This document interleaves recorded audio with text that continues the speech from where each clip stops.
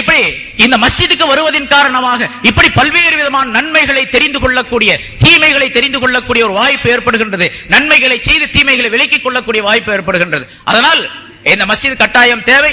இது போன்ற பல மஸ்ஜிதுகள் சென்னையை பொறுத்த வரைக்கும் இன்னைக்கு தலைவர் அவர்கள் சொன்னதை போன்ற பல ஆயிரக்கணக்கான மஸ்ஜிதுகள் தேவை. இன்னும் இங்க இருக்கிறத ஒரு 300-400 மஸ்ஜிதா இருக்கு. மெட்ராஸ்ல தாம்பரத்துல இருந்து இந்த பூந்தமல்லி வரைக்கும் எடுத்துக்கிட்டீங்கன்னு சொன்னா 300 மஸ்ஜிதா 350 மஸ்ஜிதா இருக்கு, சின்னது பெருசு எல்லாம் சேர்ந்து. ஆனா இங்க இருக்க வேண்டிய கதர் அளவு எவ்வளவு தெரியுங்களா? 1500 மஸ்ஜித் இருந்தா தான் சரியா இருக்கு.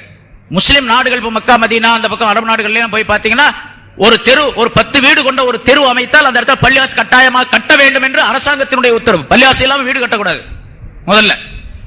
ஏன்னா வணக்கத்தினுடைய தலம் இல்லாமல் மனிதர்கள் இருக்கக்கூடாது என்பது.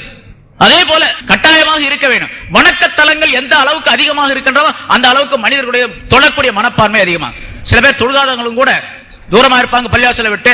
சரி இப்ப எங்க போய் தொழுகிறது, அப்புறம் அடுத்த நேரம் பாத்துக்கலாம் அப்படின்னு ஃபஜ்ர விட்டுருவாரு. அப்புறம் லொஹருக்கு வேலையா போயிடும், அசருக்கு கடையில இருப்பாரு, மகரிபுக்கு கூட்டம் வந்துடும், இஷாவுல தூக்கம் வந்துடும், முடிஞ்சு பாரு அன்னைக்கு பூரா தொழுக மாட்டாரு. ஒரு நாள் விட்டுட்டாருன்னு வச்சுங்க, அப்படியே தொடர்ந்து சரி நேத்தான் தொழுகல இன்னைக்கும் பரவாயில்ல அப்படியே பாத்துக்கலாம். இப்படியே தொழுகாம ஒரு வருஷம் கழிச்சு அப்புறம் தான் யோசனை பண்ணுவாரு. லைலத்துல் கத்ர் அன்னைக்கு பள்ளிவாசல்ல வருவாரு, அஜித் பயான் செஞ்சுட்டு இருப்பாங்க, கட்டாயமா தொழுகணும் அப்படின்ட்டு. அடடா போன வருஷம் விட்டு சரி இனிமேல் தொழுவோம் அப்படின்னு சொல்லிட்டு அன்னைக்கு ஆரம்பிப்பாரு. 2-3 நாள் தொழுவாரு, அப்புறம் விட்டுருவாரு. இதுக்கு ஒரு காரணம் என்னன்னு கேட்டா பக்கத்துல மஸ்ஜிதுகள் இல்லாமல் இருப்பது, வெகு தூரத்திலே மஸ்ஜிதுகள் இருப்பது. ஆகவே மஸ்ஜிதுகள் அதிகமாக உருவாக்கப்பட வேண்டும். மஸ்ஜிதுகள் உருவாவது மனிதர்கள் உருவாவதற்கு, சிறந்த மனிதர்கள் உருவாவதற்கு, பண்பாடுள்ள மனிதர்கள் உருவாவதற்கு காரணமாக ஆக்கப்பட்டிருக்கின்றது. அல்லாஹ் தஆலா அப்படிப்பட்ட ஒரு மஸ்ஜிதை இந்த இடத்தில் நமக்கு தந்திருக்கின்றான். மஸ்ஜிது, இந்த மஸ்ஜிதுடைய வரலாறு சம்பந்தமாக ஆரம்பத்திலே முன்னுரை நிகழ்த்திய, வரவேற்புரை நிகழ்த்தி அவர்கள் உங்களுக்கு சொல்லி காட்டினார்கள்.